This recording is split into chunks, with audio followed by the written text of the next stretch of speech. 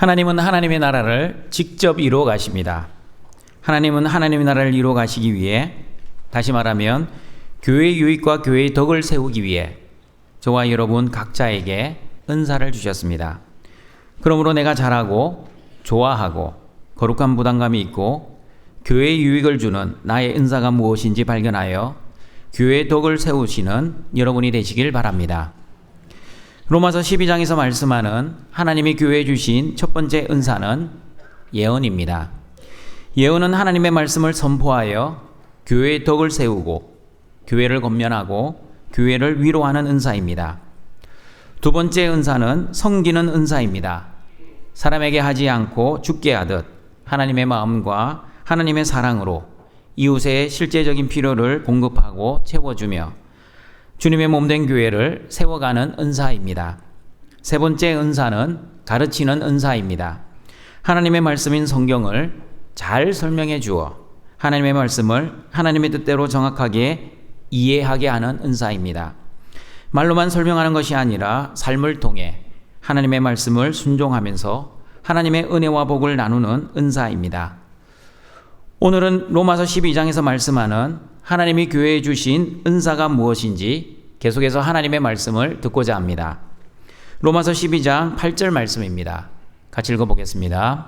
혹 위로하는 자면 위로하는 일로, 구제하는 자는 성실함으로, 다스리는 자는 부지런함으로, 긍휼을 베푸는 자는 즐거움으로 할 것이니라. 하나님이 교회에 주신 네 번째 은사는 위로하는 은사입니다. 위로하다의 헬라어는 파라칼레오입니다. 파라칼레오는 권면하다, 격려하다, 초청하다, 강구하다라는 뜻입니다. 성경에서 위로의 은사를 가진 사람을 뽑으라고 하면 여러분은 가장 먼저 누구를 뽑겠습니까? 위로의 은사를 가진 사람, 바나바입니다. 바나바는 이름 자체가 위로의 아들이라는 뜻이고, 그리고 바나바는 위로의 아들이라는 자신의 이름처럼 실제로 살았던 믿음의 사람이었습니다. 바나바는 자신의 밭을 팔아 사도들의 발 앞에 두었습니다. 바나바가 자신의 밭을 팔아 사도들의 발 앞에 두었다는 의미는 바나바는 조상들에게 물려받은 기업을 팔아서라도 성도들의 필요에 따라 나누어 쓰기를 원하였습니다. 여러분, 구약 율법에 의하면 조상들에게 물려받은 기업을 팔 수 있었습니까? 절대 팔면 안 되었습니다. 그런데 바나바는 왜 조상들이 물려준 땅을 팔았습니까? 바나바는 이제는 옛 언약 시대, 율법의 시대가 끝나고 새 언약 시대, 복음의 시대가 왔다는 믿음이 있었기 때문입니다. 예수 그리스도 안에서 한 형제자매가 되는 새 언약 복음의 시대가 도래했습니다. 새 언약 복음의 시대가 어떠한 시대인지 사도행전 4장 32절은 이렇게 말씀합니다. 같이 읽어보겠습니다. 믿는 무리가 한 마음과 한 뜻이 되어 모든 물건을 서로 통용하고 자기 재물을 조금이라도 자기 것이라 하는 이가 하나도 없더라. 한 마음과 한 뜻이 되어 모든 물건을 서로 통용했다는 말씀은 초대교회가 공산주의 시대가 되었다는 뜻이 아닙니다. 공산주의는 부자의 재산을 빼앗아 가난한 사람에게 나누어 주었지만 새 언약 복음의 시대는 예수 그리스도를 믿음으로 한 마음과 한 뜻이 되어 자기 스스로 조상의 기업을 팔아 가난한 사람에게 나누어 주었습니다. 그리고 새 언약 복음의 시대는 모든 물건을 서로 통용하였습니다. 무엇보다도 자기 재물을 조금이라도 자기 것이라고 생각하는 사람이 하나도 없었습니다. 교회 성도들이 자신의 재물을 성도들의 필요에 따라 나누어 주어도 하나도 아깝지 않았습니다. 맞습니다, 여러분. 바나바는 위로의 은사를 가진 믿음의 사람이었습니다. 예수 그리스도 안에서 새 언약, 복음의 시대가 왔다는 믿음으로 조상들의 기업을 팔아 교회 성도들의 필요에 따라 자신의 재물을 나누어 준 위로의 사람이었습니다. 그리고 바나바는 핍박자 사울을 예루살렘 교회에 초청하고 격려한 위로의 사람이었습니다. 교회를 핍박했던 사울이 다메섹 도상에서 회심을 하였습니다. 회심한 사울이 예루살렘에 가서 예수님의 제자들을 만나고자 하였습니다. 그러나 예수님의 제자들은 사울의 회심을 믿지 않았습니다. 사울이 회심한 척 연기하면서 교회를 핍박할 수 있는 위험이 있었기 때문입니다. 아무도 사울의 회심을 믿지 않고 있을 때 바나바는 사울이 어떻게 예수님을 만났는지, 예수님이 사울에게 무엇을 말씀하셨는지, 그리고 사울이 다메섹에서 어떻게 예수님의 이름을 담대하게 전했는지를 예루살렘 사도들에게 전하였습니다. 바나바의 위로의 은사로 인해 사울은 예루살렘 교회 사도들과 교제하며 주 예수 이름으로 담대히 복음을 전파하는 사도로 준비할 수 있게 되었고, 하나님의 말씀처럼 이방인과 임금들과 이스라엘 자손들에게 예수님의 이름을 전파하기 위해 선택된 그릇으로 쓰임을 받을 수 있었습니다. 그리고 위로의 은사를 가진 사람들은 부족하고 연약한 사람을 포기하지 않습니다. 단점이 있고 설령 공동체에 도움이 되지 않는 사람이라 할지라도 배척하지 않습니다. 바나바는 바울과 함께 2차 전도 여행을 준비하면서 마가의 일로 심하게 다투는 일이 생겼습니다. 마가는 1차 전도 여행 중 밤빌리아 버가에서 전도팀에서 이탈하여 예루살렘으로 돌아가 버리고 말았습니다. 바울은 사역을 포기한 마가를 2차 전도 여행에 데려갈 수 없다고 주장했습니다. 그러나 바나바는 마가에게 다시 한번 기회를 주고자 하였습니다. 마가의 일로 바울과 바나바는 심하게 다투어 피차 갈라서게 되었습니다. 바나바는 마가를 데리고 구브로로 갔고 바울은 실라와 함께 수리아와 길르기아로 떠났습니다. 여러분, 바울은 틀렸고 바나바는 옳았습니까? 아니면 바나바가 틀렸고 바울이 옳았습니까? 성경은 누가 틀렸고 누가 옳았다는 것을 말씀하지 않습니다. 바울은 사역 중심의 사람이고 바나바는 사람 중심의 사람이라는 것을 말씀하는 것도 아닙니다. 성경이 말씀하는 것은 바울의 은사와 바나바의 은사가 달랐던 것뿐이었습니다. 은사가 다를 뿐이지 바울이 틀린 것도 바나바가 틀린 것이 아니었습니다. 바나바는 위로의 은사를 가진 사람이었기에 마가가 부족하고 연약해도 다시 한번 기회를 주고자 하였습니다. 맞습니다, 여러분. 위로의 은사가 있는 성도들은 바나바처럼 사람의 약점을 보아도 하나님의 마음과 사랑으로 품어주는 은사가 있습니다. 연약하고 부족한 사람을 세워주고 격려하는 은사가 있습니다. 아직 어리고 미성숙한 사람을 참고 인내하며 다시 기회를 주는 은사가 있습니다. 시간이 한참 흐른 후 바울은 디모데에게 편지를 쓰면서 마가를 데리고 오라고 하였습니다. 바울은 디모데에게 마가는 나의 일에 유익한 사람이라고 말하였습니다. 2차 전도 여행 때에는 아직 미숙했던 마가가 이제는 바울의 동력자가 되어 바울에게 큰 힘이 되는 사람이 되었습니다. 이렇게 마가가 성숙하고 성장할 수 있었던 것은 위로의 사람 바나바의 도움이 결정적이었습니다. 바나바는 마가를 포기하지 않고 끝까지 전도 여행에 동행하며 훈련을 한 결과 바울의 사역에 유익한 사람이 될 수 있었습니다. 그러므로 동청가족 여러분, 여러분도 위로의 은사를 가지고 있다면 바나바처럼 연약하고 부족한 지체를 하나님의 마음으로 참고 기다려주고 격려해주고 권면하여 하나님의 사람으로 잘 세워가시는 은혜가 있기를 바랍니다. 마가처럼 어리고 미성숙한 성도를 하나님의 사랑으로 포용하고 회복하고 위로하여 교회의 몸을 세우시는 여러분이 되시기를 바랍니다. 하나님이 교회에 주신 5번째 은사는 구제하는 은사입니다. 로마서 12장 8절입니다. 같이 읽어보겠습니다. 구제하는 자는 성실함으로. 구제하는 은사를 가진 사람은 성실하게 구제해야 합니다. 성실함의 헬라어는 하플로테스입니다. 하플로테스는 단순하게, 순수하게, 관대하게, 신실하게라는 뜻입니다. 맞습니다, 여러분. 구제는 단순하게 그리고 순수하게 해야 합니다. 단순하게 순수하게 구제하라는 뜻은 자기가 구제해놓고 생색내지 말라는 뜻입니다. 자신의 의를 드러내지 말고 자신이 한 구제를 자랑하지 말라는 뜻입니다. 예수님께서도 마태복음 6장 2절과 4절에서 구제할 때에 외식하는 자처럼 사람에게 영광을 받으려고 사람들이 많은 곳에서 나팔을 불지 말라고 말씀하셨습니다. 같이 한번 읽어보겠습니다. 그러므로 구제할 때에 외식하는 자가 사람에게서 영광을 받으려고 회당과 거리에서 하는 것 같이 너희 앞에 나팔을 불지 말라. 진실로 너희에게 이르노니 그들은 자기 상을 이미 받았느니라. 너는 구제할 때에 오른손이 하는 것을 왼손이 모르게 하여 내 구제함을 은밀하게 하라.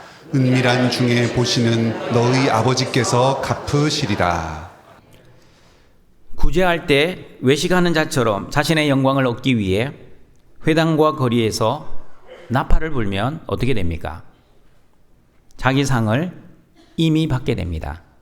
그러나 구제할 때 오른손이 하는 것을 왼손이 모르게 하면 어떻게 됩니까? 은밀한 중에 보시는 하나님 아버지가 반드시 갚아주십니다. 여러분은 사람들의 인정과 칭찬과 상이 좋습니까? 아니면 하나님의 인정과 칭찬과 상이 좋습니까? 하나님 말씀에 대한 믿음이 있는 사람이라면 당연히 하나님 아버지의 칭찬과 인정과 상을 좋아할 것입니다. 그러나 하나님 말씀에 대한 믿음이 없는 사람들은 사람들의 칭찬과 인정과 상을 좋아할 것입니다.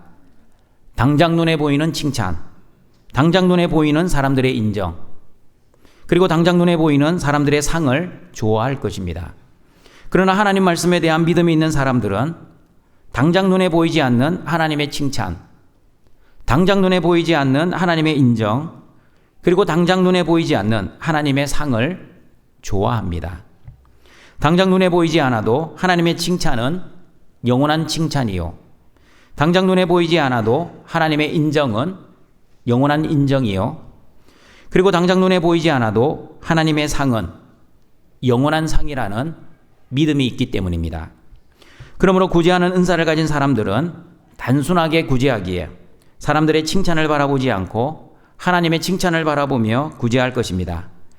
그리고 구제하는 은사를 가진 사람들은 순수하게 구제하기에 사람들 앞에서 나팔을 불지 않고 하나님을 바라보며 은밀하게 구제할 것입니다. 그리고 구제하는 은사를 가진 사람들은 성실함으로 구제하기에 사람들의 영광을 바라보지 않고 하나님의 영광을 바라보며 열심히 구제할 것입니다. 성경에서 구제하는 은사를 가진 사람들 중에 사도행전 9장에 나오는 욥바의 사는 다비다가 있었습니다. 다비다는 선행과 구제하는 일이 심히 많았다고 말씀합니다. 특별히 다비다는 가부들에게 속옷과 겉옷을 지어 많은 구제를 한 사람이었습니다. 다비다가 병이 들어 죽었을 때 많은 가부들이 다비다의 죽음을 슬퍼하며 베드로에게 다비다가 생전에 자신들에게 만들어준 속옷과 겉옷을 보여주며 슬피 울었다고 성경은 말씀합니다. 여러분에게 물어보겠습니다. 여러분은 다비다처럼 여러분이 죽었을 때 여러분의 죽음을 슬퍼하며 사람들이 여러분의 선행과 구제를 생각하며 무엇을 가져올 것 같습니까?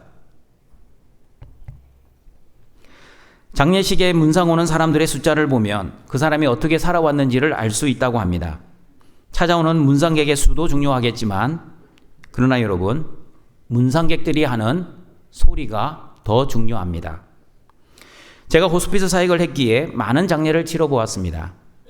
장례식장에서 가족들과 지인들이 하는 소리를 들어보면 그 사람이 얼마나 잘 살았던 사람인지를 알게 됩니다. 목사님, 이 사람 평생 자기만 알고 살았던 사람입니다.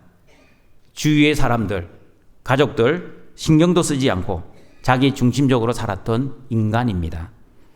빨리 죽었어야 했던 사람인데 지금까지 살아서 가족들을 힘들게 했습니다. 이제라도 죽어서 참 감사합니다. 목사님, 우리 어머니처럼 사신 분 없습니다. 평생 가족들을 위해 희생하고 이웃을 사랑으로 섬기고 교회에서나 집에서나 한결같은 분이셨습니다. 남에게 한 번도 싫은 소리 하지 않으셨고 하나님의 말씀이라면 무조건 순종하며 본을 보여주셨던 믿음의 어머니이셨습니다. 부족하지만 저도 우리 어머니 같은 믿음의 사람이 되고 싶습니다. 등촌가족 여러분, 여러분은 어떤 사람으로 기억되고 싶습니까? 지금까지 산 것이 민폐로 기억되는 사람이 되고 싶습니까? 아니면 다비다처럼 사람들의 감사와 사랑의 추억 속에 기억되는 사람이 되고 싶습니까? 다비다처럼 단순하게, 순수하게, 그리고 은밀하고 성실하게 구제하는 삶을 통해 하나님께 영광을 돌리시고 그리고 많은 사람들에게 감사와 사랑의 추억 속에 기억되는 여러분이 되시기를 바랍니다. 그리고 성실함의 헬라어 하프로테스는 관대하게라는 뜻도 있습니다. 고린도후서 9장 13절을 보시면 후한 연모를 말씀하실 때 하프로테스라는 단어를 사용하고 있습니다. 야고보서 1장 5절에서도 너희 중에 누구든지 지혜가 부족하거든 모든 사람에게 후히 주시고 꾸짖지 아니하시는 하나님께 구하라 할 때 후히 주시고의 후히가 바로 헬라어 하프로테스입니다. 그러므로 구제를 할 때 성실함으로 하라는 뜻은 구제할 때 넉넉하게, 후히, 관대하게 하라는 의미입니다. 한두 번 구제해놓고 구제했다고 생색내지 말라는 뜻입니다. 한두 사람 구제해놓고 나는 구제 은사가 있다고 자랑하지도 말아야 합니다. 자신이 쓰다가 남는 것을 구제하는 것이 아니라 타인의 결핍과 필요를 자신의 아픔으로 알고 대가 없이 나누어 주는 것이 바로 구제의 은사입니다.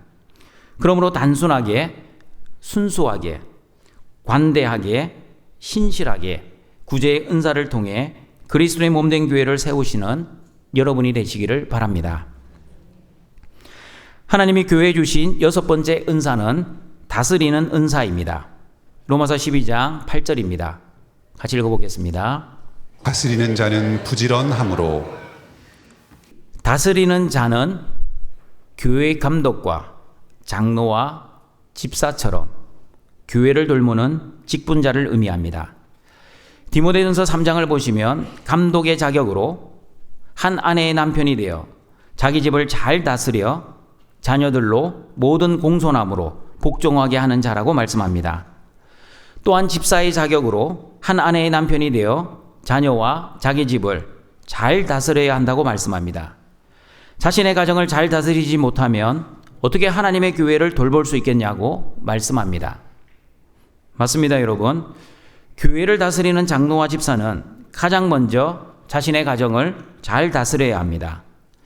교회의 존경을 받기 이전에 가족으로부터 먼저 존경을 받아야 합니다. 교회의 인정을 받기 이전에 가족들로부터 먼저 인정을 받아야 합니다. 그러므로 다스리는 자는 교회에서의 모습과 집에서의 모습이 다르지 않아야 합니다. 교회에서의 말과 집에서의 말이 다르지 않아야 합니다. 교회에서의 생각과 집에서의 생각이 다르지 않아야 합니다. 목양실에 가시면 제 책상 앞 벽면에 불실기칠이라는 한자어를 붙여 놓았습니다. 이 사진입니다. 불실기친의 뜻은 불실, 잃어버리지 말아라. 기친, 그 친한 사람을. 그러므로 불실기친의 뜻은 가장 가깝고 가장 친한 사람을 잃어버리지 말아라는 뜻입니다. 불실기친은 저의 목회 철학입니다.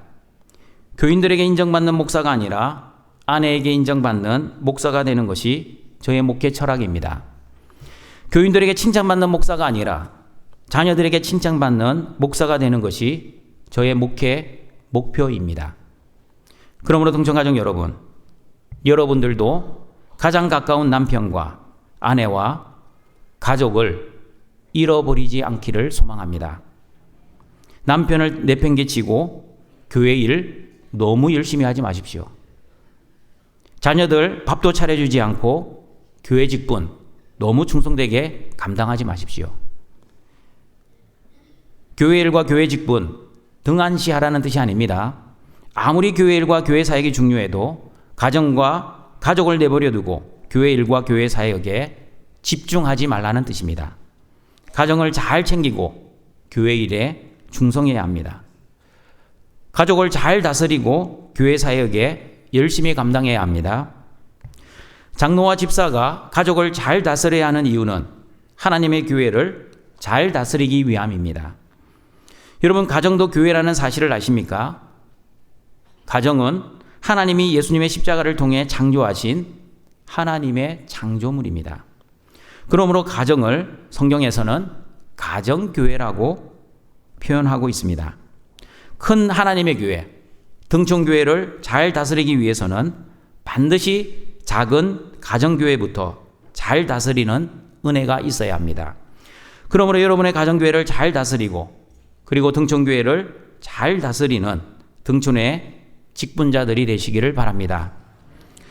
그리고 로마서 12장 8절 말씀을 보시면 다스리는 은사를 가진 성도들이 어떻게 가정과 교회를 잘 다스려야 한다고 말씀하고 있습니까? 부지런함으로 다스려야 합니다. 부지런함의 헬라어는 스푸데입니다. 스푸데는 긴급함, 간절함, 열심이라는 뜻입니다. 그러므로 다스리는 은사를 가진 자는 느긋하게 여유를 부리지 않고 긴급하게 가정을 다스려야 합니다. 대충대충 하지 않고 간절하게 교회를 다스려야 합니다. 게으르지 않고 열심히 공동체를 다스려야 합니다.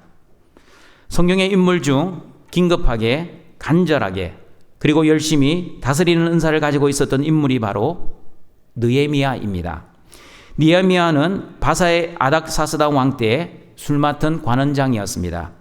느헤미야는 예루살렘 성벽을 재건하기 위해 3차 포로 귀환을 주도했던 인물이었습니다.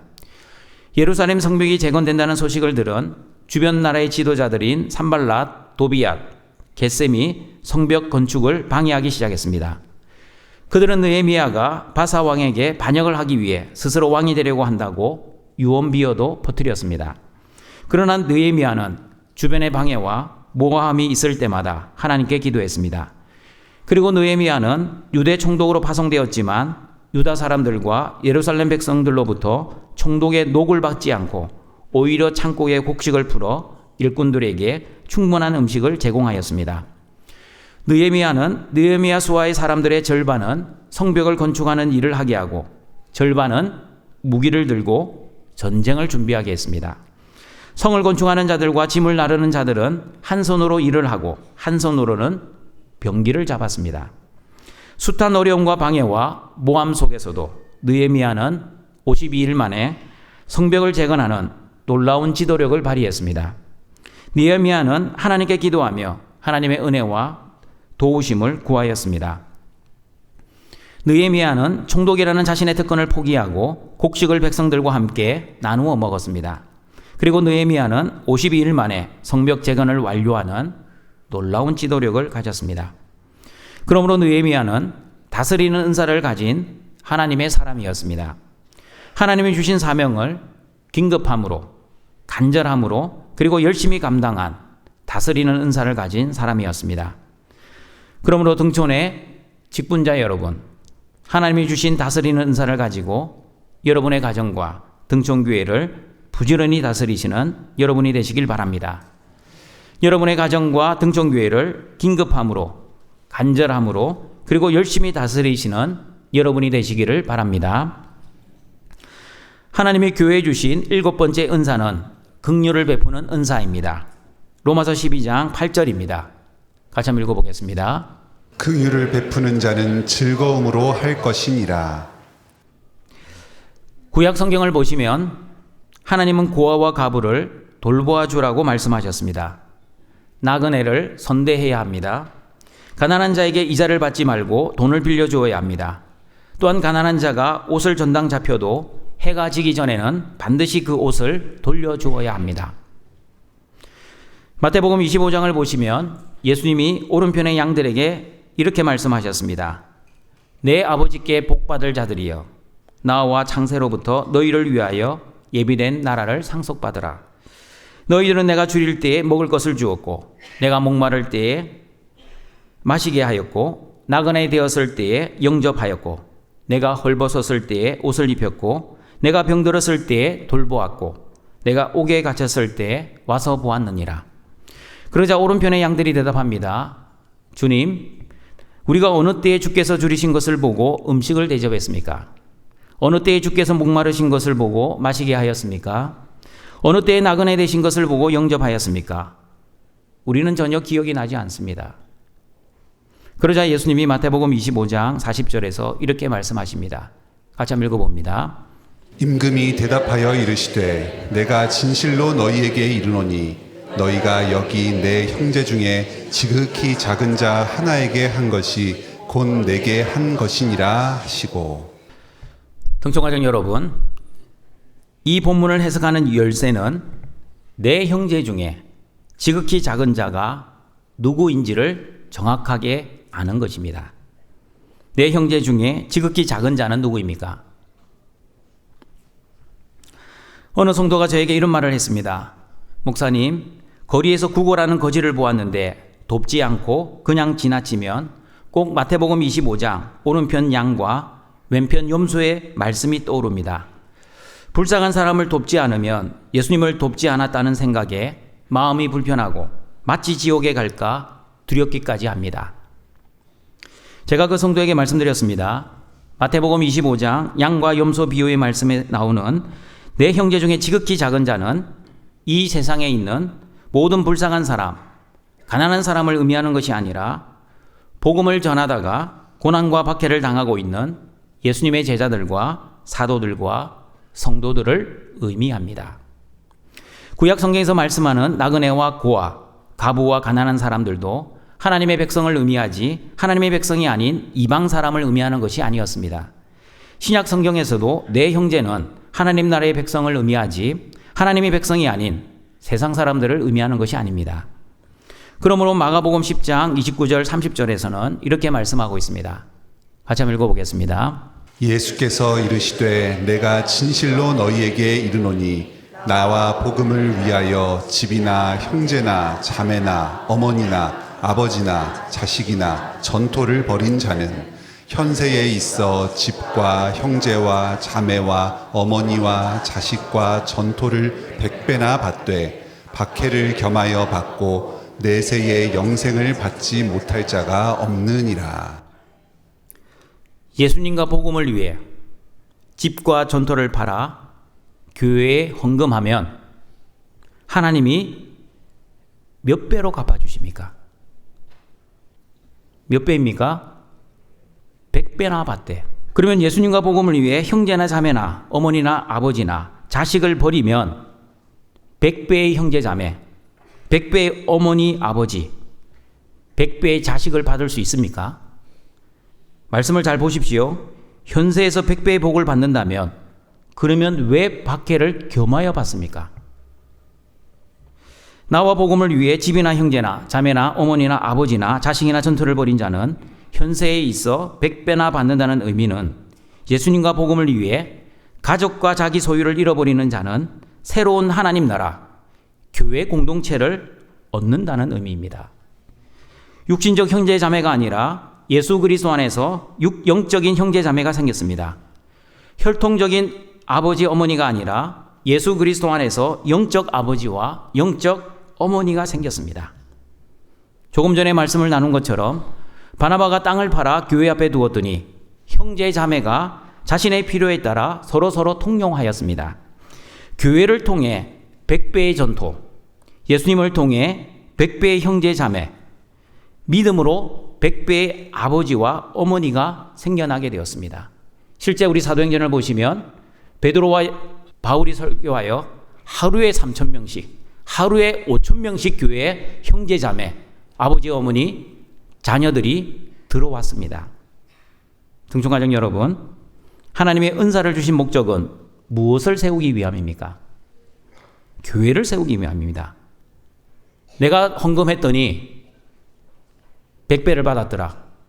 자기 유익과 자기 욕심을 채우기 위한 것이 은사가 아닙니다, 여러분. 그러므로 국률의 은사는 교회를 세우기 위해 하나님이 저와 여러분에게 주신 은사입니다. 물론 국률의 은사를 가진 성도들은 교회도 섬길 뿐만 아니라 세상을 섬기기도 합니다. 그러나 여러분, 성경을 읽고 해석하실 때 반드시 하나님의 뜻대로 읽고 해석해야 합니다.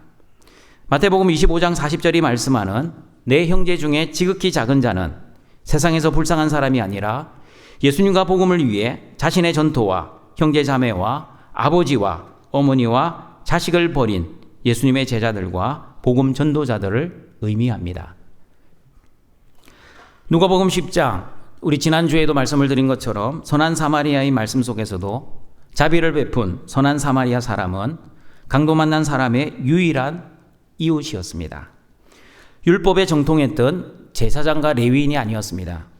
강도 만난 사람을 그냥 지나치지 않고 불쌍히 여기고 가까이 가서 치료해주고 자신의 짐승에 태워 주막까지 가서 돌보아주고 비용이 더 들면 기꺼이 갚아주겠다는 선한 사마리아 사람.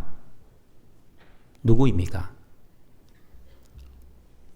죄인을 예면하지 아니하시고 먼저 찾아오신 예수님, 우리의 죄값을 치르기 위해 직접 십자가에서 심판을 받으신 예수님, 그리고 새하늘과 새 땅에 하나님 나라를 주시고자 다시 찾아오시겠다고 약속하신 예수님이 바로 선한 사마리아 사람입니다.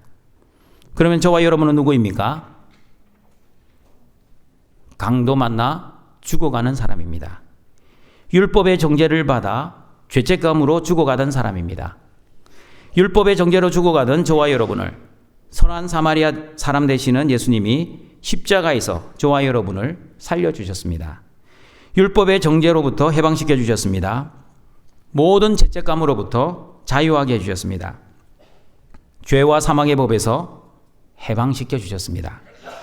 그러므로 저와 여러분도 선한 사마리아 대신 예수님처럼 이와 같이 해야 합니다. 선한 사마리아의 비유의 마지막 결론은 너도 이와 같이 하라로 끝나고 있습니다. 너도 이와 같이 하라는 말씀은 예수님처럼 십자가에서 죽으라는 뜻이 아니라 저와 여러분을 위해 십자가에서 죽으신 예수님의 복음과 자비를 강도 만나 죽어가고 있는 또 다른 사람, 우리의 가족, 우리의 친구, 우리의 지인들에게 예수님의 십자가의 생명을 전하여 죽어가는 사람을 살려내라는 뜻입니다. 그러므로 예수님의 사랑으로 사람을 사랑해야 합니다. 예수님의 자비로 사람을 살려내야 합니다. 예수님의 십자가 복음으로 영원한 생명을 선물해야 합니다. 긍휼의 은사도 마찬가지입니다. 긍휼의 은사는 내 감정과 내 의지, 내 결심과 노력으로 세상에 불쌍한 사람을 도와주는 것이 아니라 하나님의 마음과 사랑, 하나님의 힘과 도우심으로 하나님의 나라 백성들을 도와 하나님 나라 교회를 세우는 은사입니다. 하나님의 마음, 하나님의 사랑, 하나님의 힘과 능력으로 하나님의 백성들을 긍휼히 여기는 자는 그러므로 즐겁게 섬기고 봉사하고 희생해야 합니다. 억지로 마지못해 의무감으로 긍휼히 여기지 말아야 합니다. 동정하며 섬기지도 말아야 합니다. 자신의 감정과 뜻으로 봉사하지도 말아야 합니다. 그러므로 동청가정 여러분, 하나님이 주신 긍휼의 은사를 가지고 하나님의 마음과 사랑으로 즐겁게 교회를 봉사하시길 바랍니다. 하나님이 주신 힘과 능력으로 즐겁게 교회를 세우시길 바랍니다. 그리고 하나님의 말씀과 뜻으로 즐겁게 교회를 섬기시는 여러분이 되시기를 바랍니다. 말씀을 정리하도록 하겠습니다. 로마서 12장에서 말씀하는 하나님이 교회에 주신 7가지 은사는 하나님이 교회를 세우라고 주신 은사이기에 예수님이 먼저 본을 보이신 은사였습니다. 왜냐하면 교회를 세우신 분이 바로 예수님이시기 때문입니다. 예수님은 하나님의 말씀만을 전하신 예언의 은사를 가지셨습니다. 예수님은 우리의 필요를 공급하시고 채워주시는 섬기는 은사를 가지셨습니다. 예수님은 하나님 나라에 대해 잘 설명해 주시는 가르치는 은사를 가지셨습니다. 예수님은 연약하고 부족한 사람들을 포용하고 용서하고 회복하는 위로의 은사를 가지셨습니다. 예수님은 교회의 결핍과 필요를 예수님의 아픔으로 알고 대가 없이 나누어주는 성실하게 구제하는 은사를 가지셨습니다. 예수님은 가정교회와 등촌교회를 긴급함으로 간절함으로 그리고 열심히 다스리시는 은사를 가지셨습니다. 예수님은 하나님의 마음과 사랑, 하나님의 힘과 능력, 하나님의 말씀과 뜻으로 즐겁게 교회를 섬기는 긍휼의 은사를 가지셨습니다. 그러므로 저와 여러분도 예수님 안에서 예언의 은사, 섬기는 은사, 가르치는 은사, 위로하는 은사, 구제하는 은사, 다스리는 은사, 긍휼을 베푸는 은사를 각각 받았습니다. 하나님이 우리에게 각자에게 주신 은사대로 자신의 유익과 덕이 아니라 교회의 유익과 덕을 세워가시는 모든 등촌의 가족들이 되시길 주님의 이름으로 축원합니다. 사랑과 자비가 풍성하신 하나님 아버지, 허물과 죄로 이미 죽은 죄인들을 십자가의 사랑으로 하나님의 자녀 삼아주시고 오늘도 영과 진리의 예배를 드리게 하시고 또한 예배를 통해 말씀으로 찾아오시는 하나님을 만나는 우리 모든 등촌의 가족들 되게 하여 주시옵소서. 위로의 은사를 가진 자들은 바나바처럼 연약하고 부족한 사람들을 하나님의 사랑으로 포용하고 회복하고 세워주고 격려하며 참고 인내하게 하시고 구제하는 은사를 가진 자들은 다비다처럼 단순하고 순수하게, 관대하고 신실하게 하나님의 인정과 칭찬과 상, 오직 하나님의 영광을 바라보며 살아갈 수 있게 하여 주시옵소서. 또한 다스리는 은사를 가진 자들은 느헤미야처럼 긴급하고 간절하고 열심히 자신의 가정교회와 등촌교회를 잘 다스리게 하시고, 긍휼을 베푸는 은사를 가진 자들은 예수님처럼 하나님의 마음과 사랑, 하나님의 힘과 능력으로 감사함으로 즐겁게 교회를 섬기는 은혜를 내려 주시옵소서. 예수님의 이름으로 기도드립니다. 아멘.